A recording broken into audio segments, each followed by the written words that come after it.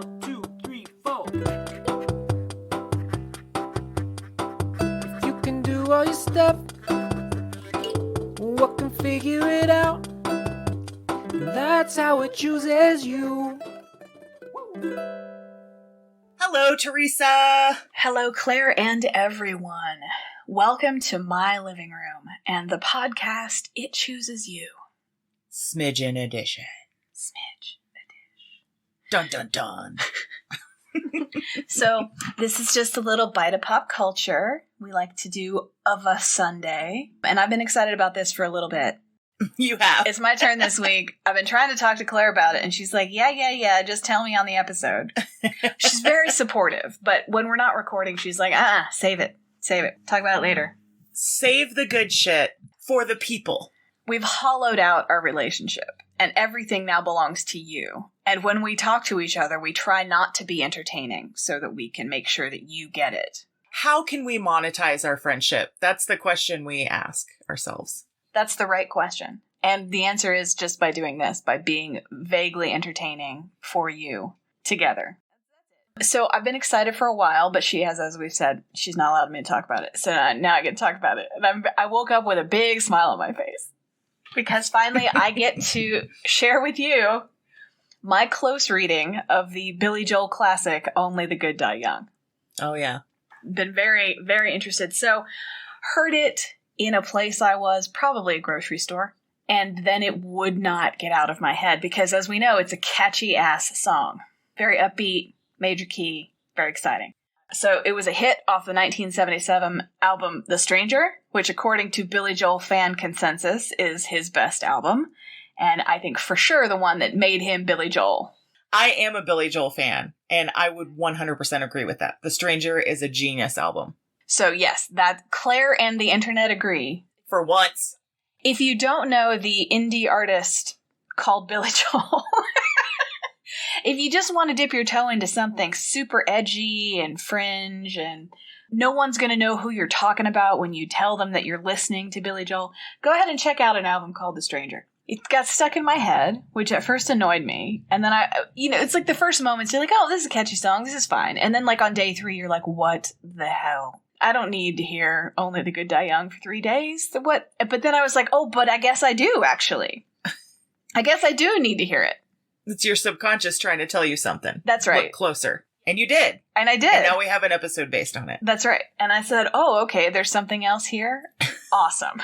So after listening to this song and thinking about it for longer than I am proud of, this is a long time to spend on this one song. I think at the end of that the argument I want to make is to say that the speaker in this song, the voice of Billy Joel, is the devil. Oh, do you think that's putting it too strongly? You on board? You willing to explore? I'm going with you on it. So let's check the facts here. So the song starts with a singer pleading with a girl to, quote, come out with him. Okay, right? So coming out, code for sexual relations. As of now, we are clearly in territory that the devil is comfortable in, sex and negotiation. Mm-hmm. No question. We know immediately that the singer has opinions about, quote, Catholic girls and the statistical age at which they are likely to become sexually active. Mm-hmm. And his argument for why this particular maiden should come out with him isn't an argument based in love or devotion. No, there's no love in this song. Like, oh, it's such a sweet love song. Not a love song. There's no love. There's very little affection in this song. No, he's essentially a male voice echoing Molly Bloom. Well, him as another.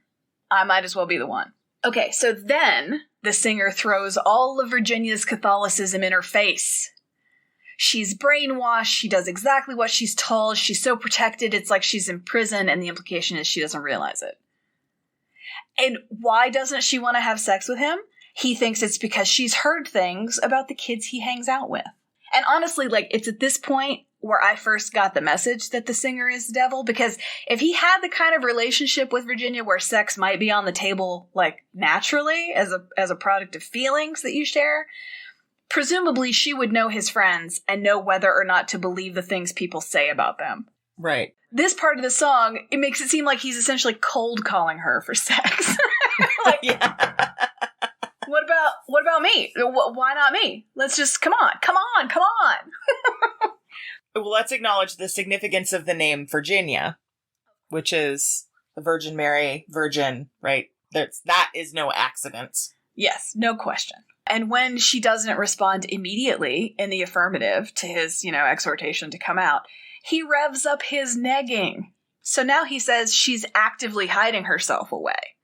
Whether from him or from some other persistent swain is unclear in the song. But before, she was a victim of overzealous protectors. But now, when she continues to say no, she's making a cowardly choice for selfish reasons. Mm-hmm. She's got the white dress. She had the party. She's got a new soul and a golden cross. Why won't she do this one thing for someone else? And so now you know he's the devil because he gets mean when she says no. Like, no. Oh, you say no? Oh, now I have a problem with you. Now you are an issue, young lady. You also know he's the devil, though, because even as he swerves into this meanness, he's still charming as hell. He understands, oh, you just weren't fully informed before. But now that you have all of the information, you'll do the right thing and not make me wait. I mean, heaven and hell probably aren't real anyway, he says. And he does actually make an excellent point about who would be more fun to hang out with. Like, of St. Bartholomew and Elvis, I think it's clear we would all rather hang out with Elvis, right? And then he closes this petition with a parting shot at her mother. For, no reason, out of nowhere. Suddenly it's like, now all women are the problem. Your mother's a hypocrite. She doesn't like me. She professes this belief and, she never says a prayer for me. That's how he ends his tirade, essentially. And then, the final chorus of the song is, having sex with me will protect you from an early death. Having sex with me will protect you from an early death. That's the chorus of the song. So, based on all of these things, I'm going to go ahead and rate this song. Only the Good Die Young. Music, 10 out of 10. Lyrics, 6 out of 10. I.e., you will not die from lack of sex. That's a lie. With a bonus point awarded for never rhyming rosary with ovary, which was right there on the table waiting to be done, and he avoided it. So he gets a point for that. Oh my God. I love it. There's actually a photo online of him as a kindergartner or first grader. It's his class photo. And all the names have been put in, and he's standing in the back, and he looks like a weird little musician kid. And there is a Virginia. I don't know if it's the Virginia. There's a Virginia in the front row of class smiling up at the camera, open and happy. I love listening to his rankings of his own songs. That is the most fun. On several talk shows, they've been like, would you please rank your top 5 Billy Joel songs, right? And it's always, in a couple of them, he puts Vienna in the list, which is accurate. Yes, Vienna's my favorite. Yeah, great song. You have used it, I've mentioned it before, and I'll mention it every time we talk about it. You have used it to great effect in a play. To great effect. If you've never seen a shadow puppet Napoleon singing Billy Joel's Vienna, you've never seen Claire's work. You've never seen that show. It's exactly like that. Yeah, so that's my close reading of Only the Good Die Young. I recommend you go listen to it again. Just, engage with it maybe in this way. See how you feel. We'll put the lyrics up on the website. It's itchoosesyou.com. Go ahead and check it out. Thank you so much, Teresa. That was delightful. Making mountains out of molehills, but they really are mountains. You're just saying, hey, wait, this is a mountain. I love it. I love it. Another hot take on a cold topic. That's right. That's what I do. You're welcome. Hey, everybody, don't forget to like, subscribe, and download our episodes if you enjoyed this. Also, we are now on Patreon under the title It Chooses You. If you'd like to kick some bucks our way, we'd appreciate it. Thanks so much. Bye-bye. Bye. Testing. Great. Thank you for listening to It Chooses You. Your hosts are Teresa Sparks and Claire Patton. Our theme song is by Bobby Dart. If you'd like to get in touch with us, drop us an email at itchoosesyou podcast@gmail.com.